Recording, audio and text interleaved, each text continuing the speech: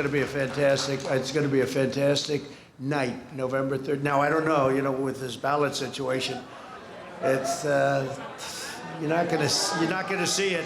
November 3rd, the Democrats are playing games. You see that? You see they found ballots in a waste paper basket. They found ballots dumped in a stream.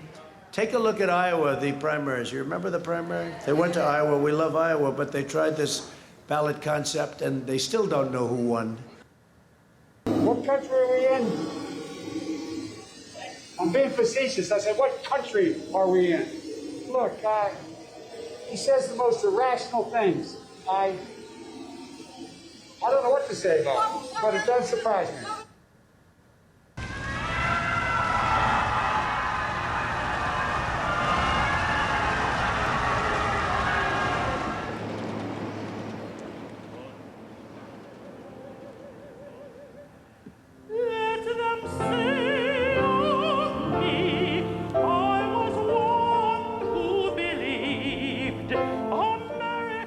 Vous voyez des images de la cérémonie au cours de laquelle la dépouille de la juge Ruth Bader Ginsburg a été exposée en chapelle ardente au Capitole. C'était cet avant-midi. C'était une première, d'ailleurs, pour une femme. Ce soir, en fait, on vient d'apprendre le nom de la personne qui va la remplacer à la Cour suprême des États-Unis. Il s'agit d'Amy Coney Barrett, une catholique pratiquante de 48 ans, une mère de 7 enfants. C'est l'un des sujets du Carnet américain avec Karine Prémont, politologue à l'École de politique appliquée de l'Université de Sherbrooke. Bonsoir, Karine. Bonsoir. On va commencer avec ce sujet-là. On a tellement de sujets de toute façon. On s'attendait, il y avait 2 candidates. Celle-ci semble, son nom, tous les médias américains confirment que ça va être elle qui sera annoncée demain. Depuis une semaine, Mme Ginsburg est décédée vendredi dernier.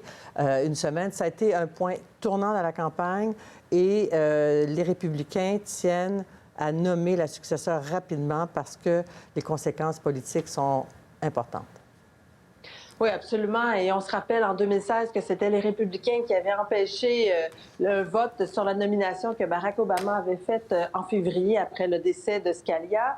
Alors là, les républicains disent, on risque peut-être de perdre la Maison-Blanche en novembre. Alors il faut absolument entériner la nomination de cette nouvelle juge parce que on va avoir à ce moment-là une majorité conservatrice suffisamment forte à la Cour suprême pour que l'héritage conservateur, en fait, l'héritage du Parti républicain, d'une certaine façon, puisse durer pendant des décennies encore.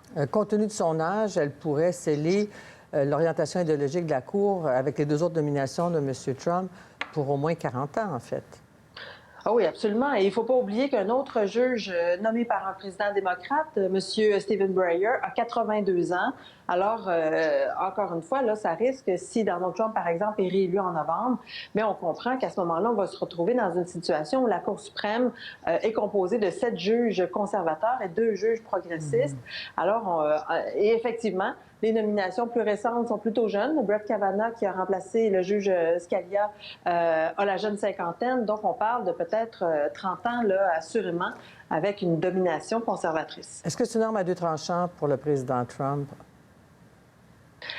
Oui, dans la mesure où, effectivement, il peut réussir son pari, bien sûr, et faire nommer cette juge-là, mais peut-être que ça va mobiliser les démocrates davantage à aller voter en novembre, justement pour éviter qu'il en fasse...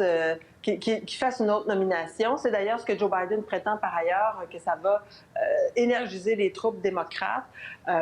Mais ça, on le saura évidemment pas tout de suite. Et ça nous permet de faire la transition vers le prochain sujet. Au fond, ce que craint Donald Trump, et il le répète depuis plusieurs jours, c'est, dans le fond, le caractère frauduleux et illégal de la prochaine élection, en fait, l'élection du 3 novembre. Alors, il veut avoir des juges qui lui seraient favorables éventuellement dans l'éventualité d'une décision de la Cour suprême pour trancher l'issue de l'élection. Bien, le principal problème avec ça, en fait, il y en a plusieurs. D'abord, que l'élection soit frauduleuse. Il n'y a pas beaucoup d'indicateurs qui nous permettent de penser cela, en particulier avec un vote par la poste qui est quand même assez bien rodé, malgré ce que Donald Trump et les républicains en disent. Et aussi le fait que habituellement, ce n'est pas la Cour suprême des États-Unis qui tranche lors d'une élection. S'il y a des contestations juridiques, ce sont les cours concernées qui vont le faire. Mais ultimement, si jamais il y avait égalité, par exemple, des grands électeurs au collège électoral, donc 270 à 270, par exemple, bien évidemment, c'est la Chambre des représentants et le Sénat qui vont trancher.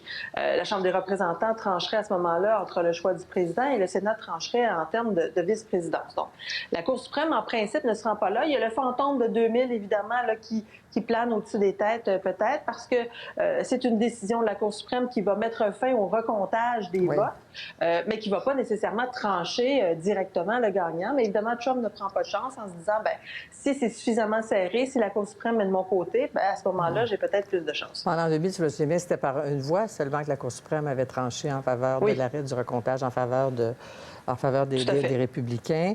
Alors, si ça devient un enjeu électoral, est-ce qu'on a vu l'aiguille des sondages bouger un peu pour le positionnement des enjeux? Parce que là, depuis une semaine, on parle très peu de la pandémie.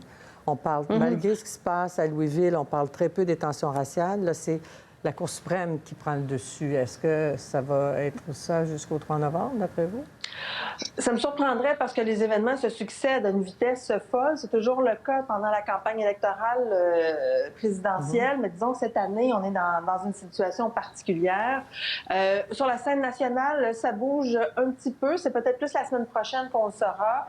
Joe Biden mène encore par à peu près 7 à 8 points de pourcentage. Le problème, c'est que Joe Biden, on ne le voit pas beaucoup, on l'entend pas. Ben non. Encore une fois, c'est Donald Trump qui mobilise l'espace médiatique, qui mobilise la parole publique. Alors, ultimement, il faudra que Biden prenne un peu plus de place parce que sinon, effectivement, l'histoire sera racontée par Donald Trump et rendu au 3 novembre, il sera trop tard pour Biden. Parce que dans les sondages nationaux, Biden devance, mais dans les États pivots, ça se resserre beaucoup. Les luttes sont beaucoup plus serrées pour les sondages. Et c'est ça qui peut être déterminant par quelques milliers de voix pour l'issue du vote, en plus. Tout à fait. C'est pas au niveau national que ça se décide. C'est dans une dizaine d'États clés. Et vous avez raison, ça se resserre depuis quelques jours. On a entendu les extraits de Trump et de M. Biden en réaction. Les gens se pincent. Pourtant, moi, je pense que je vous ai posé la question il y a à peu près 1 an. Et si M. Trump décidait de ne pas quitter le pouvoir?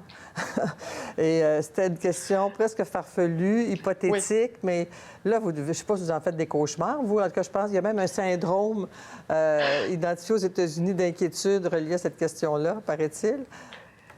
Bien, j'en fais pas de cauchemar parce qu'en principe, ça n'arrive pas. C'est-à-dire qu'il y a le 20e amendement à la Constitution qui force, en fait, l'arrivée du nouveau président au plus tard le 20 janvier à midi. Bien, pas au plus tard. En fait, le nouveau président, quel qu'il soit, devient officiellement président. Et donc, celui qui occupait le poste avant n'a plus cette fonction, n'a plus ce titre. Alors, formellement, il ne peut plus être président. Alors, et ce qui est toujours un peu étrange dans cette affaire, c'est qu'on pose la question à Trump comme s'il avait le choix, comme si c'est lui qui décidait s'il ferait le transfert du pouvoir ou pas. Et ça lui donne une occasion pour semer le doute, parce que c'est ça l'objectif. Je suis pas certaine qu'il pense qu'il va faire ça, mais ce qu'il veut à tout le moins, c'est rendre cette élection-là la plus controversée possible, de semer le doute dans la tête des électeurs, en particulier des siens. Et il le fait d'ailleurs en disant que, bon, en Pennsylvanie, on avait jeté des bulletins de vote comme ça, et comme par hasard, 7 des 9 bulletins jetés étaient des votes pour Trump. Alors ça aussi, ça fait partie de cette façon de faire qu'il a, de miner la crédibilité de l'élection à venir, au cas où, justement, où elle ne l'avantagerait pas. Mais le transfert du pouvoir, il n'aura pas le choix de le faire. Le Sénat, d'ailleurs, a voté une résolution unanime à cet égard-là. Même les républicains ont dit il y aura cette transition, il y aura ce transfert si M. Trump devait perdre l'élection. M. McConnell, évidemment, ça va dépendre de l'interprétation qu'il fait des résultats, comme l'interprétation qu'il faisait de la foule présente à sa dernière investiture. Fait alternatif. Karine Prémont, c'est toujours un plaisir. On se parle la semaine prochaine, semaine de débat. Alors, on s'en parle très certainement et voir l'impact qui est le meilleur dans ces débats. Merci, Karine. Au plaisir. Merci.